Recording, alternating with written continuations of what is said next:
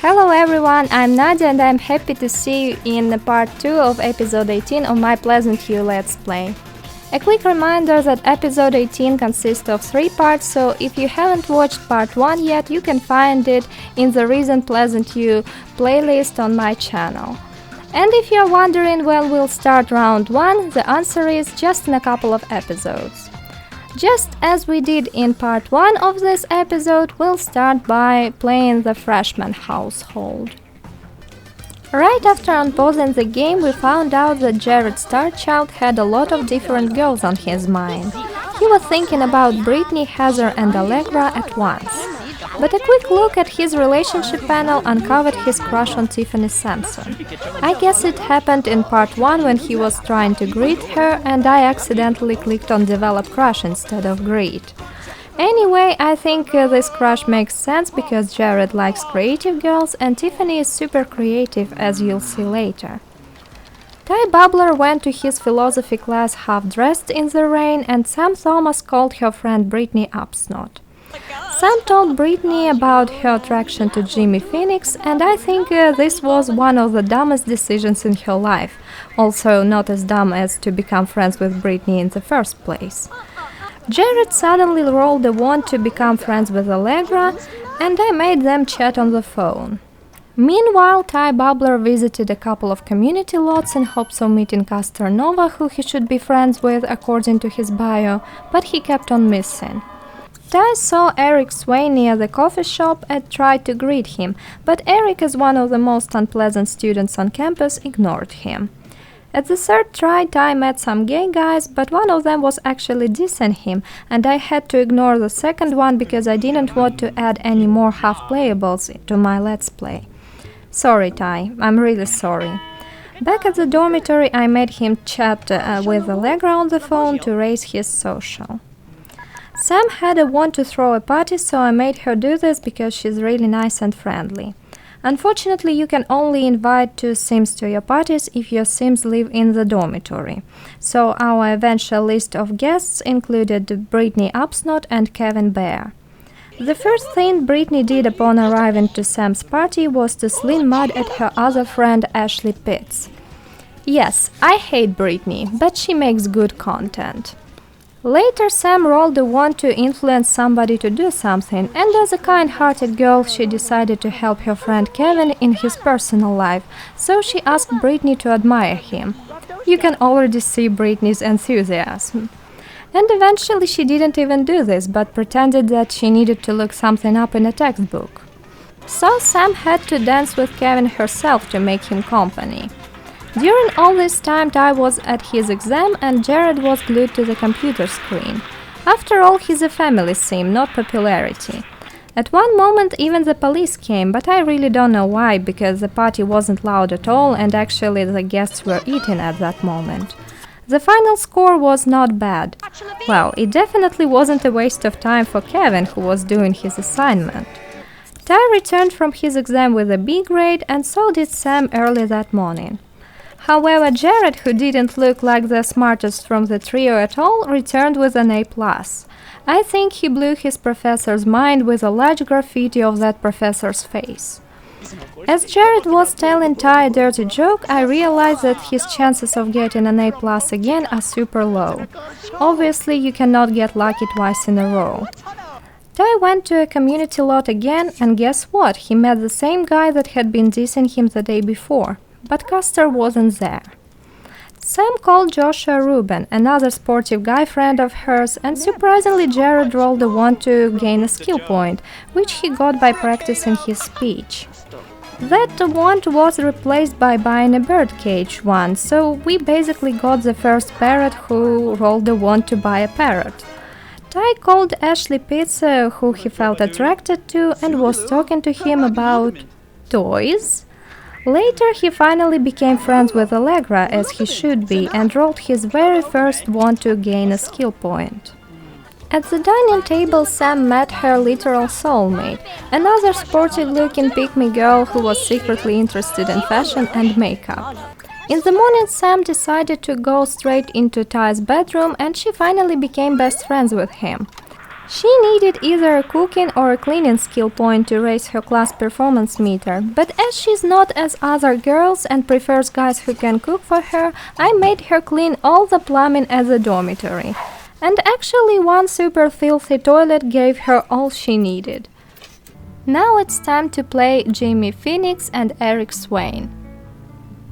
Jimmy had a party wand locked, and it wasn't a coincidence. His lifetime wand actually is to have 30 successful parties. But unfortunately his only potential guest could only be Sam Thomas, so I made him call Brittany a couple of times to become friends with her as well. When Eric was talking to Brittany on the phone, she asked him about Jimmy's weaknesses, and as Eric was friends with Jimmy, he probably gave her some hints. Next thing Eric did was to ask Heather Huffington out on a date. They met each other at the coffee shop, and we saw Jane Staggs going crazy over Heather's good looks. Unfortunately, the date ended sooner than we expected because of Eric's class, but I made him stay with Heather anyway. Jane was trying to concentrate on her assignment and not to look at Heather, and Eric decided to order some coffee for his date. But Heather didn't seem to be really grateful or careful as she started talking to a random guy the moment Eric got distracted by his own order. As a very smart guy, Eric pretended that it was okay, but later asked Heather if she knew that guy at all. And of course Heather lied, claiming that it was one of her fellow students. Come on, Heather, Eric is not dumb or naive. You won't fool him. Anyway, the date went on with some flirting and kissing, and Eric realized his want to become friends with Heather. But it turned out that Heather, who's got too little time, had organized several dates at the same coffee shop. As Eric was waiting for his taxi cab to arrive outside, she was hanging out with another admirer. Back at the dormitory, Eric got annoyed by everyone's density again and even had the courage to show his anger. And every time he didn't start an argument himself, he was laughing at other Sims. Jimmy was talking to Sam on the phone and even asked her about her kissing experience. Eric gained a creativity skill point and Jimmy gained Brittany as his second friend. It was time to throw a party, and of course Jimmy invited both Sam and Brittany. As the girls arrived, Jimmy started dancing with Sam, who he had 3 balls with, leaving Brittany to wonder why all the guys always prefer someone else. But she was approached by Eric, who admired her, and she was super happy about it until she saw Jimmy flirting with Sam. Look at her smile fade away. She was trying hard to pretend that it was okay, but eventually couldn't cope with her rage and snapped at Eric, hitting him too hard on his shoulder. Brittany was determined to get Jimmy and started flirting with him while Eric was yelling at Sam because of her boyish looks. Eventually, Brittany remembered about Jimmy's low resistance to alcohol, and after a couple of glasses of beer, she seduced him and woohooed with him on the sofa, while Sam was having her dinner. What a queen bee you are, Brittany! So that's why Jimmy needed a fresh start at the university. Obviously, he'd been known in his hometown as a guy who's out of his head just after a tiny sip of beer. And this time he was so drunk, he couldn't even reach his bedroom and decided to nap on the sofa. Poor Jimmy, I don't think he'll remember anything in the morning. Well, the party score was good time. Meanwhile, Eric returned from his exam with an A+ and woke Jimmy up to lecture him. All the noise from Jimmy's party had interfered with Eric's attempts to get some sleep before his exam, putting his A+ at great risk. In the morning, Jimmy was dirty and a little bit stinky, but he had to go to his exam. He might not remember his party, but he managed to remember the dates and the names and ended up on the dean's list. Eric invited Heather to another date, and she was spotted immediately by this red-headed guy. It started raining and we witnessed the most romantic kiss ever. The guys fell in love with each other and Eric decided it was time to go steady. Unfortunately, everything romantic about that moment was killed by the red-headed guy who was staring at them creepily. And to make matters worse, Heather turned away from Eric and started talking to that guy. She continued to disappoint Eric by telling him some horrible dirty jokes and refusing to ignore her new fan. Even after her date with Eric was over, she was still talking shamelessly to the redhead. Jimmy went to a couple of community lots because I wanted him to meet Ashley Pitts, and he did meet him at the second try. Turned out I was right, and Ashley's chemistry with Jimmy was higher than his chemistry with Ty. Heather brought Eric a rose from his own bouquet he'd given her in part 1, and Eric argued with a dormy as usual, and of course he started his morning by painting. Next is the Trivar sorority. Heather's wants and fears showed us that she'd only agreed to go steady with Eric because she'd feared that he wouldn't agree to woohoo with her without being in a committed relationship. Later that day she returned from her exam with a B grade. As she was playing the piano, the phone rang, and I made her answer it, hoping it was Eric, but it was the red-headed guy who'd ruined their last date. Heather asked Eric to go out on a date to finally woohoo with him, but nearly stood him up because of the piano. I have only one advice for Eric: run. They went to the Sims State new tower with a hot tub on top of it, and Heather decided not to waste any time with this grumpy guy she wasn't really attracted to. As they were going up, Casternova appeared on the lot, which wasn't great because Heather didn't want to ruin his impression of her. But luckily no one followed her and Eric, so they enjoyed their woohoo in privacy. Heather got her platinum aspiration, but unfortunately her needs were awful, so I made her cook some hot dogs. When Eric saw what she was going to cook, he left her. I bet he was expecting a grilled lobster or something. Heather decided to take a sponge bath while she was waiting for a taxi, and Jared's star child noticed her in her sexy bikini through the window. I think we all know now who her next guy will be. Meanwhile, at the dormitory, Tiffany became friends with Sam and went to her exam. I suppose all hot girls do this. Tiffany got an A+ and went straight to the piano, and Brittany was working out as she needed a lot of skills. She had to miss her class because of her low hygiene. In the evening, Eric called Heather, but she was at class and it was Brittany who answered. Eric's call made Brittany realize there was something going on between him and Heather, so she called him back immediately and told him that his girlfriend was in fact a Queen H. Ashley Pitts showed up by the Trivar house and Brittany greeted him, but it turned out that he secretly hated her just as much as she hated him. He didn't even want to join the girls at the dining table and was eating alone in the kitchen instead. Nevertheless, he stayed at the sorority house overnight just to be fooled by Brittany at the chess table in the morning. Tiffany was trying her best to show us she wasn't as boring as we'd thought of her, and Brittany decided to cheat in chess again. The llama mascot tipped Brittany for her piano skills, but of course she thought she deserved more. Heather suddenly decided to wash the dishes after her breakfast. I bet it was Eric's influence. He is not as sloppy as she is, after all. Heather suggested becoming best friends to Jared. She knows that every guy needs an individual approach. Heather needed a body skill point, so I made her work out, but she was so lazy and suffered so much that I felt pity for her and cancelled the action. Tiffany got totally obsessed with the piano. She already had 4 creativity skill points, but she kept on playing even when her fun was up and she needed other skills. Eventually she got rewarded as the mean-spirited Brittany liked her music so much that she even started dancing. The red-headed Orlando guy kept on calling Heather, and as you can see, she wasn't really happy about it. Brittany got a cleaning skill point by cleaning the house, and when the girls left, Tiffany greeted Ty Bubbler, who was passing by. Surprisingly, they got along very well. Maybe Tiffany isn't as boring as I think. No, I think it's just Ty. He's too nice.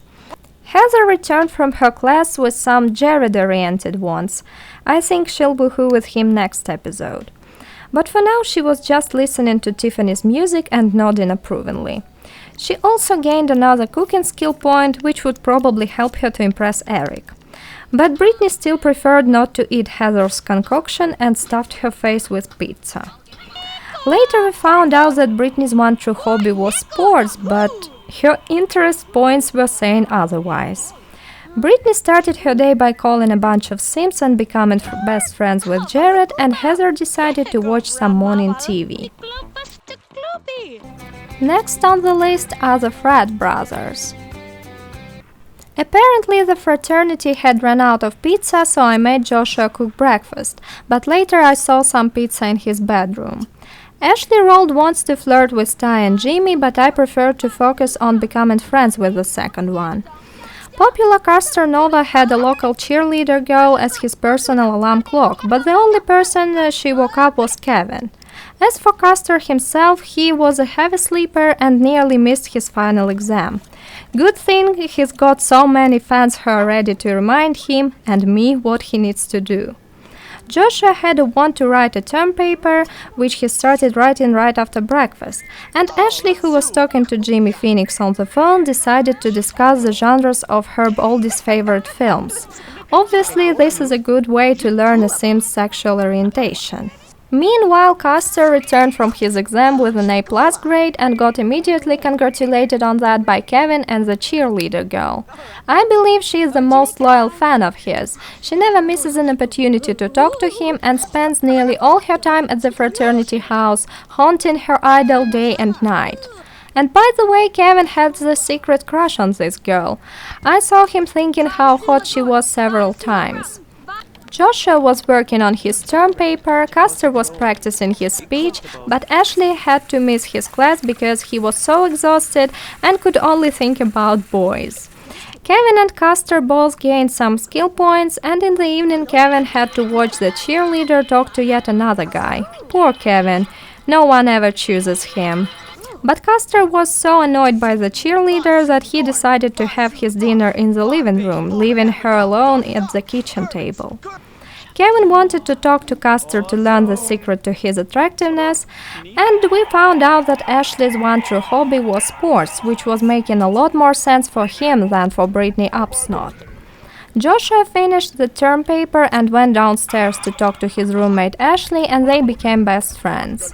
Custer tried to discuss some philosophical aspects of Sim's relationship with Joshua, but he understood nothing of it and changed the topic to dishes he could cook. Custer told him he could cook those dishes too and returned to one of the Plato theories again, but Joshua responded he'd never heard of Plato's paintings before because he didn't like cubism. Ashley felt sorry for having missed his classes, that's why he wanted to go there in the morning. But the first thing he actually did was to call Jimmy, and they became friends.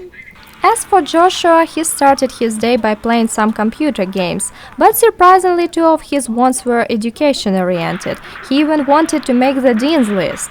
Finally, he showed us some ambition. Later, Ashley and Joshua discussed their longing for some romance, Kevin was pouring his romantic mood on the piano, and only the popular caster Noah was telling everyone that he believed love was overrated. As Custer was enjoying his coffee on the quad, Ty Bubbler finally showed up to meet him. First they chatted about ecology and everything went relatively well, but unfortunately Ty got charmed by Custer's good looks and started to ask some uncomfortable questions. Custer had to change the topic and Ty didn't like it. Poor Ty also got attacked by an evil cow mascot who electrocuted him. At the dormitory, Joshua earned a mechanical skill point and now had all the chances to make the dean's list.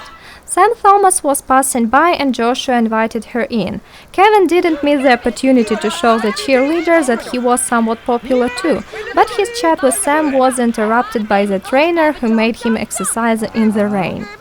Apparently Sam was looking for a boyfriend as she decided to ask Joshua if he could cook, and Joshua was glad to hear there were girls who didn't require high logic or creativity skill. As Custer was working on his term paper, I noticed that Ashley rolled a wand to kiss Ty Bubbler, but I decided to keep the flirt with Jimmy wand locked because Ashley's relationship and chemistry with him are better than with Ty. Joshua was blowing bubbles and asked Sam to join, but it was time to go to class and he left her. Unfortunately, poor Sam had got addicted to the fun and she was still blowing bubbles when he returned. Joshua tried to talk to Custer upon their return, but Custer was in such a bad mood that he accidentally entered his Eric Swain mode. Kevin and the cheerleader were doing their best to save Sam from her new addiction, but she kept on refusing to stop to blow bubbles and was only laughing hysterically. Eventually, Kevin yelled at her and she finally stopped, but the bubbles had damaged her brain so much that she began to think Ashley Pitts was attractive. Joshua served dinner for everyone, but the cheerleader took his place at the table to sit opposite Custer, so Joshua had to eat in the living room. Kevin rolled a wand to fall in love. Most likely he meant the cheerleader girl. As Joshua was eating, he was thinking about money. Maybe he believed that money would make Tiffany notice him. Luckily, Sam was kind enough to make him company, and maybe that made Joshua ask her if she had a boyfriend. Sam told him there was a guy she liked, but she also mentioned that she preferred being friends with boys. In the morning, Kevin and Ashley were the first to wake up, and as they were chatting, they became best friends. I feel so sorry for Kevin. He is friends with all the wrong Sims: Ashley, Brittany, Eric, Heather. Now let's play the bride household. Surprisingly, Jane, who was studying physics, didn't have any mechanical skills, which scared me a bit. As Allegra and Jane were having breakfast, Allegra shared her suspicion that Jane might be gay and recommended her to try to look for a girlfriend. Then Jane responded that she did feel that way, but preferred to focus on her studies for now, and Allegra, who is a knowledge sim, approved of her decision. Jane had a want to get a skill point, so I made her study mechanical, which she desperately needed. And we found out immediately that her one true hobby was tinkering, and I didn't mind that. Looks like Joshua's want to write a term paper was his brother's recommendation. Martin is a huge fan of term papers and wants to write them even when he doesn't need that. I also noticed that Jane never talks to Martin about her private life. She probably suspects that he might be a homophobe, which he is because he'd gossiped about Ashley Pitts with Heather in part 1. But it also turned out that he was attracted to Jane, so it would be a real shock for him to know the truth.